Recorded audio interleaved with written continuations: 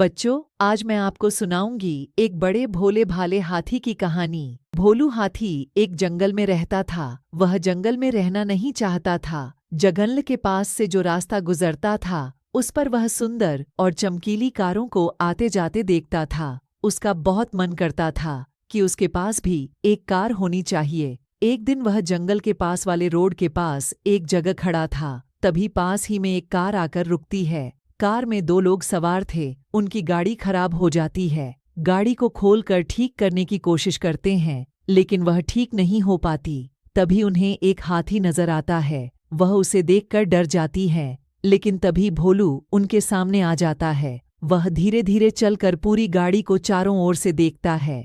फिर वह उन दोनों को उसमें बैठने के लिए इशारा करता है।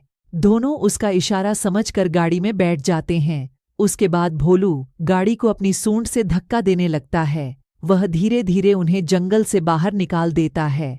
पास ही में गाड़ी ठीक करने की गैराज थी। दोनों उतरकर हाथी से कहते हैं, आपने हमारी बहुत मदद की। हम आपके लिए क्या कर सकते हैं? क्या आपके लिए केले ला दें? यह सुनकर भोलू गाड़ी के चारों ओर घूमने लगता है और गाड़ी पर बार बार सूंड मारने लगता है। उन दोनों में एक सेठ जी थे और दूसरा उनका नौकर। सेठ जी कहते हैं, तुम्हें यह कार चाहिए। यह सुनकर भोलू हाँ में सूंड हिलाने लगता है। सेठ जी भोलू से कहते हैं, तुम जाओ, बहुत जल्दी हम यह गाड़ी तुम्हें देने आएंगे। भोलू मुड़कर वापस चला जाता है। सेठ जी का नौकर कहता है, ये क्या कर रहे हो सेठ जी? वो कौन सा हमें पकड़ लेगा? बेकार ही इतनी महंगी गाड़ी उसे दे रहे हैं।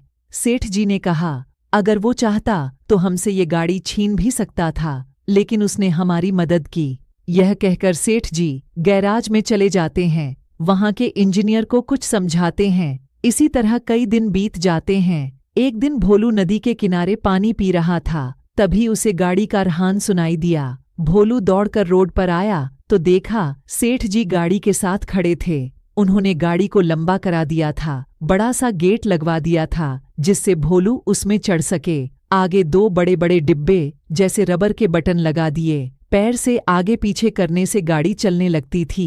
ये कार के पेडल थे। सेठ जी ने गेट खोला। भोलू उसमें जाकर बैठ गया।